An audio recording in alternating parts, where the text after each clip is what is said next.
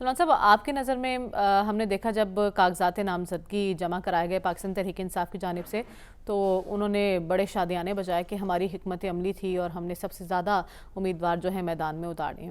آج جب یہ مسترد ہوئے ہیں اور اسپیشلی بانی پی ٹی آئی کے کاغذات کا مسترد ہونا، اس کے سیاسی سطح پر کیا اثرات مرتب ہوں گے؟ دیکھیں، بانی پی ٹی آئی کا تو سمجھ آتی ہے کہ وہ تو سزا یافتہ ہیں، وہ جو باقیوں کی بات ہو رہی ہے درجنوں کی تعداد میں۔ دیکھیں، ہماری تاریخ اچھی نہیں ہے پاکستان کے اندر آزادانہ، غیر جانبدارانہ اور شفاف انتخابات کے حوالے سے تاریخ تو اچھی نہیں ہے، لیکن اس طرح کبھی نہیں ہوا۔ اور میں تو یہ سوچ رہا ہوں کہ جو لوگ الیکشن لڑ رہے ہیں وہ کس کے خلاف لڑیں گے؟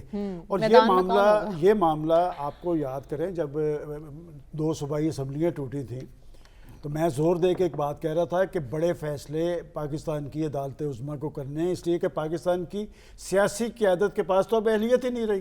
یہ سیاسی قیادت ہے نا کہ ایک دوسرے کو گرانے کے لیے جو کچھ کیا جا رہا ہے۔ اور یہ معاملہ بھی جتنے بڑے پیمانے پہ آج انہوں نے کاغذات نامزدگی مسترد کی ہیں اور وہ جو بلے کا نشان نہیں دیا، یہ وایا پشاور اسلام آباد جائے گا معاملہ عدالت عظمیٰ میں، چونکہ 9 مئی کو جب یہ معاملہ جائے گا بلے کے نشان والا تو وہاں پر ڈویژنل بینچ نے اس کی سماعت کرنی ہے اور جو بھی فیصلہ ہوگا وہ پھر عدالت عظمیٰ کے پاس جائے گا۔ اور پہلے بھی جو انتخابات کا فیصلہ کیا نا، پاکستان کی سیاسی لیڈرشپ تو مل بیٹھنے کے لیے تیار نہیں تھی، کوئی کنسنسس نہیں کروا سکا تھا، تو پاکستان کی عدالت عظمیٰ نے بیٹھ کے ایک ڈیٹ دی اور اس کے بعد پھر ایک لاہور ہائی کورٹ سے ایک سنگل بینچ کا فیصلہ آیا۔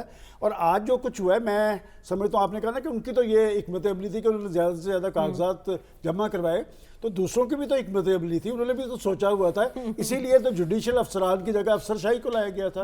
میں سمجھتا ہوں کوئی جج بیٹھا ہوتا نا، دیکھیں جوڈیشل افسران جب بیٹھے ہوتے ہیں وہ اس طرح فریق نہیں بنتے۔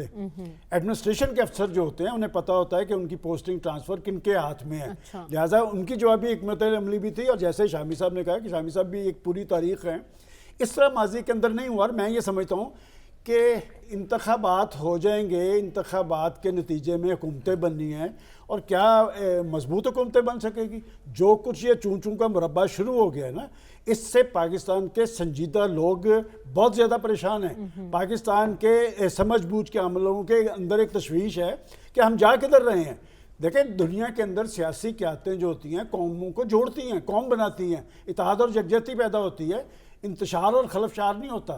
اس الیکشن کے نتیجے میں مجھے کوئی خیر نظر نہیں آ رہی۔ اچھا ہوتا کہ پاکستان کی پولیٹیکل لیڈرشپ، ہم یہاں پر بار بار کہتے رہے، یاد کریں کہ جناب مل بیٹھ کے کوئی فیصلہ کر لے، اس لیے کہ ہر ایک کا اپنا اپنا ایک طرز عمل ہے۔ یہ ساری کیفیت ابھی بھی کوئی مل بیٹھنے کو تیار نہیں، ایک دوسرے کی ٹانگیں تو ابھی بھی 9 مئی کے بعد پاکستان کی سیاست مفلوج نظر آ رہی ہے۔ اب جس بنیاد پر انہوں نے ان کو کیا ہے، دیکھیں 9 مئی کی حد تک جو لوگ ملوث تھے، میں ہمیشہ کہتا رہا ہوں بھئی آپ ان کے گرد قانون کا شکنجہ کسیں، لیکن ایک پوری پولیٹیکل پارٹی کو ٹارگٹ کرنا جس پارٹی کے روٹس موجود ہیں، آپ پوری پولیٹیکل پارٹی کو ٹارگٹ تو نہیں کر سکتے۔ ابھی میرے پاس یہ پڑے ہیں سارے، بھائی باقی جماعتوں کے تو سارے قبول ہو گئے، مجھے کسی ایک کا نام لے دیں گے جس کے مسترد ہوئے ہیں، ایک پارٹی کو آپ ٹارگٹ کر رہے ہیں، اس کا مطلب۔ لیکن کچھ پہ اعتراضات لگے، نون لیگ کے بھی کچھ امیدواروں پہ نام لیں کس کا؟ احسن اقبال صاحب کا ایک اس پہ لگا ہے، اعتراض لگا ہے، ان کے مسترد ہو گئے؟ نہیں مسترد نہیں ہوئے، اعتراضات ہیں۔ دیکھیں بات یہ کہ جو کیفیت پاکستان کے اندر اس وقت طاری ہے،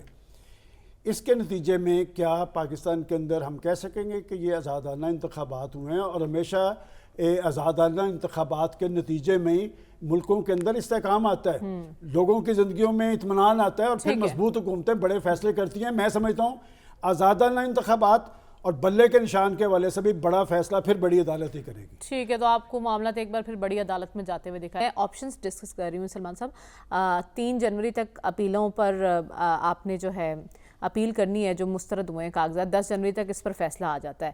اگر تب بھی مسترد ہی رہتے ہیں کاغذات، پھر پی ٹی آئی کے پاس کیا آپشن بچتا ہے؟ دیکھیں بات یہ کہ جس کیفیت کے اندر ہم انتخابی عمل میں بڑھ رہے ہیں، کیا ان انتخابات کے نتیجے میں پاکستان کے اندر کوئی مضبوط منتخب حکومت بن پائے گی؟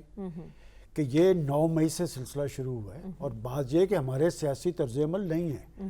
9 مئی کیوں ہوا تھا؟ اگر عدم اعتماد کامیاب ہو جاتی تو کس صاحب نے اپنے اراکین اسمبلی کو باہر بھجوایا؟ اس کے بعد صوبائی حکومتیں رخصت کر دیں، اس کے بعد اپنی اسمبلیاں.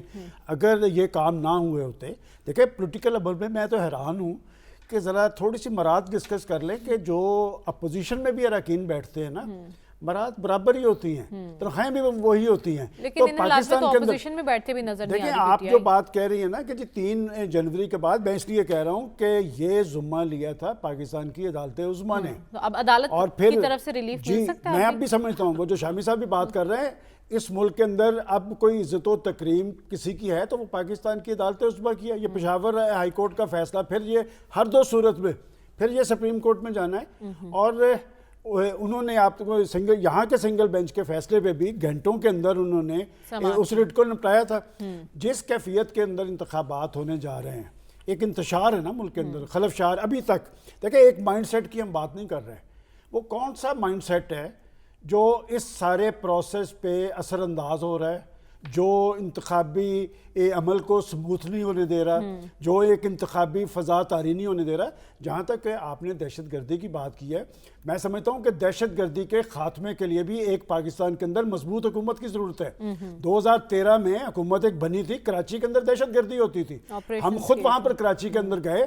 دیکھیں بعض بڑے فیصلے ہمیشہ حکومتوں نے کرنے ہوتے ہیں اور سیکورٹی ادارے اس پہ عمل پیرا ہوتے ہیں. اور آج بھی جو دہشت گردی کی فضا ہے، یہ سادگی نہیں ہے، اس کے پیچھے بھی ایک مائنڈ سیٹ کام کر رہا ہے پاکستان کو اندرونی طور پہ غیر مستحکم کرنے کے لیے. اور یہ بات کوئی ڈھکی چھپی نہیں ہے. آج پاکستان کے اندر ایک مضبوط حکومت کی ضرورت ہے اور کوئی مائنڈ سیٹ اس سارے عمل پہ اثر انداز ہو رہا ہے. میں سمجھتا ہوں اسے ایکسپوز کرنے کی ضرورت ہے اور انتخابی عمل ہی پاکستان کے لیے ناگزیر ہے. حکومت ہونی چاہیے. دہشت گردی کا خاتمہ کرنا تو اس کے لیے بھی ایک مضبوط حکومت کی ضرورت. گرفت مضبوط ہے، لیکن ہم نے دیکھا کہ حمزہ بھی کچھ شکایات کر رہے تھے، کچھ تحفظات کا اظہار کیا. ایک طرف کہہ رہے ہیں مریم کا گروپ ہے، ایک طرف حمزہ کا گروپ ہے، ایسا ہی ہے کچھ سلمان صاحب؟ گروپ اس پارٹی میں کوئی نہیں ہے، وہ حتمی فیصلے کا اختیار ہوتا ہے نواز شریف صاحب کو. جہاں تک ابھی تک انہوں نے ٹکٹیں اناؤنس کیوں نہیں کی، چونکہ کچھ پارٹیز کے ساتھ ایڈجسٹمنٹ کرنی ہے اور وہ ایڈجسٹمنٹ کی ذمہ داری ہے شہباز شریف صاحب کی، چونکہ ان کی وہ حکومت میں شامل رہے تھے. اتحادی خاص طور پہ آئی پی پی سے ان کا مسئلہ ہے، کاف لیگ سے ان کے معاملات طے ہو چکے ہیں چودھری شجاعت صاحب سے، اور ایک احترام کا رشتہ ہے ان کا، تو وہ تو اسی دن ہی طے ہو گئے تھے. طارق چیمہ صاحب کی نشست کا ایشو ہے، وہ بھی صاحب کے مطالبات بھی محدود ہیں. محدود ہے. اصل چیز شامی صاحب جو ہے وہ ہے اناج پسندی آئی پی پی کا ایشو ہے. اور آئی پی پی نے 32 قومی اسمبلی کی اور 58 صوبائی اسمبلی کی. کیا سوچ کے مانگی؟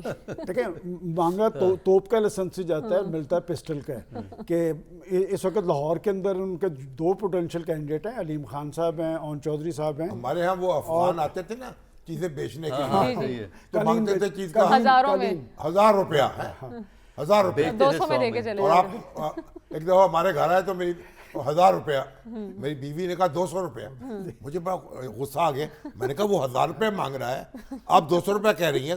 کوئی بھی 400 500 600 کی بات ہے، انہوں نے کہا آپ چپ رہے مت، وہ 200 روپے میں دے گئے. دیکھیں آپ نے جو حمزہ کی بات کی ہے یہ بات درست ہے، اور حمزہ نے بالکل اختلاف رائے کیا اور پارٹیز کے اندر ہونا چاہیے، اس لیے کہ حمزہ صاحب اس وقت پس منظر میں نظر آ رہے ہیں. لیکن پنجاب کے اندر ضمنی انتخابات کے حوالے سے اور خاص طور پہ نچلی سطح پہ ان کے روٹس موجود تھے، اور فیلڈ میں رہے اور پاکستان میں یہاں رہے، اور بیرون ملک سے آگے آپ کیسے فیصلہ کریں گے؟ جو خواتین سٹرگل کر رہی تھیں یا حلقوں کے اندر موجود تھی وہ تو باہر ہو گئی ہیں. ایک فیملی سے 2 3 خواتین اکاموڈیٹ کرنے کا جواز نہیں ہے، اور اسی وجہ سے لوگوں کے اندر ایک رد عمل بڑھتا ہے. اور میں سمجھتا ہوں کہ جب تک پولیٹیکل پارٹیز یہ جو الیکٹیبلز اور چھاتا بردار ان سے پاک نہیں ہوگی، پاکستان میں نہ جمہوریت مضبوط ہوگی نہ سیاست مضبوط ہوگی.